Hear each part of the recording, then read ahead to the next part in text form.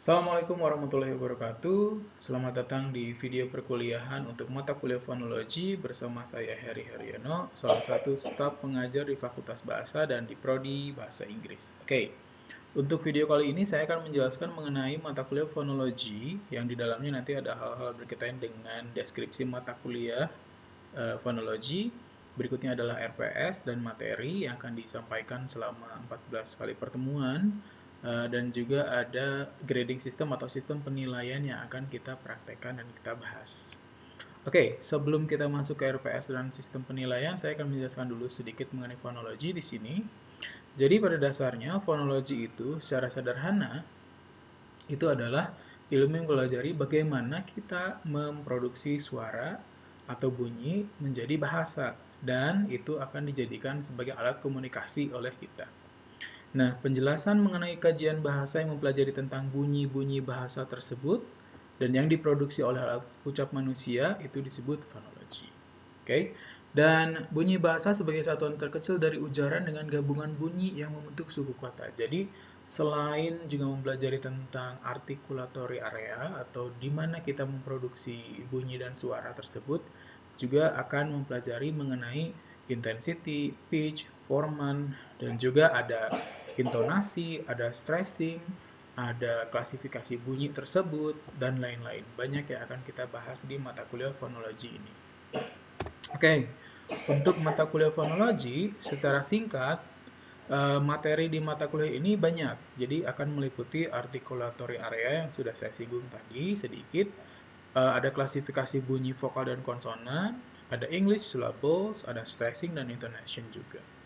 Dan mata kuliah ini ditujukan agar mahasiswa mampu menjelaskan definisi fonologi, fonetik, alat ucap, pengelompokan bunyi vokal, dan lain-lainnya. Dan juga diharapkan sebagai basic atau dasar pengetahuan bagi mahasiswa yang ingin mengambil jurnal atau tugas akhir dengan kajian fonologi. Karena salah satu kajian yang juga banyak dikaji oleh peneliti di bidang linguistik adalah fonologi. Berikutnya adalah ada RPS yang meliputi banyak subtopik atau materi-materi yang terkait dengan fonologi itu sendiri. Nah, kalau kita lihat di sini ada 14 materi untuk mata kuliah fonologi dan plus 2 nanti ada ujian yaitu UTS di pertemuan 8 dan UAS di pertemuan 16 atau di pertemuan terakhir. Oke, kalau kita lihat di sini ada banyak sekali yang berkaitan dengan alat ucap manusia. Jadi kalau kita lihat di sini pertemuan kedua itu ada articulatory, ada acoustic dan auditory. Seperti apa penjelasannya nanti lebih detail ada di RPS. Ada diphthong, ada point of articulation, ada voicing, ada complex word stress dan lain-lain. Sehingga kalau kita asumsikan bahwa kesemuanya ini tercakup dalam mata kuliah fonologi. Oke, untuk lebih jelasnya saya akan membuka RPS-nya seperti apa. Nah, ini RPS-nya untuk mata kuliah fonologi dan kalian bisa dapatkan ini di perkuliahan online nanti akan saya share sebagai bahan acuan. Artinya adalah kalian bisa mempelajari atau melihat dulu sebelum mata kuliahnya berlangsung. Misalkan untuk mata kuliah pertemuan ketiga misalkan ini tentang apa sih, kalian bisa cari dulu, kalian bisa browsing dulu sebelum nanti mata kuliahnya berlangsung. Nah, ini bisa sebagai acuan. Ini bukunya atau buku rujukannya ada Peter Roach yang paling umum dipakai. Nah, ini bisa kalian pelajari dari sini. Oke, dan berikutnya adalah tentang grading system. Saya akan membahas mengenai sistem penilaian di mata kuliah fonologi ini.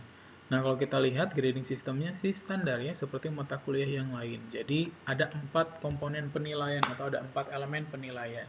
Yang pertama adalah K, kehadiran.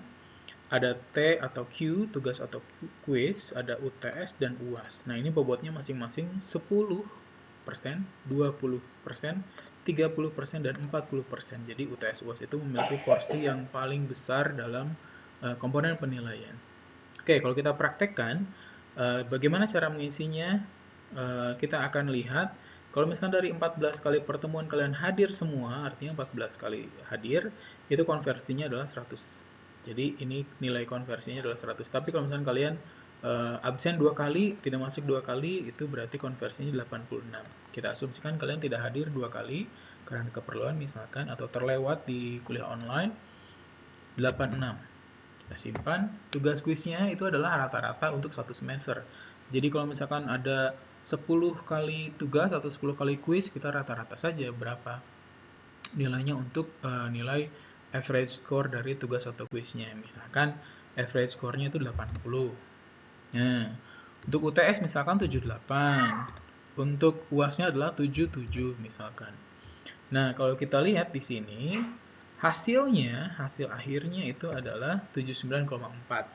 Artinya 79,4 kita lihat di sini ya, 79 itu A minus, nah 79,4 itu sudah melewati 79, mendekati 80, jadi nilainya adalah A.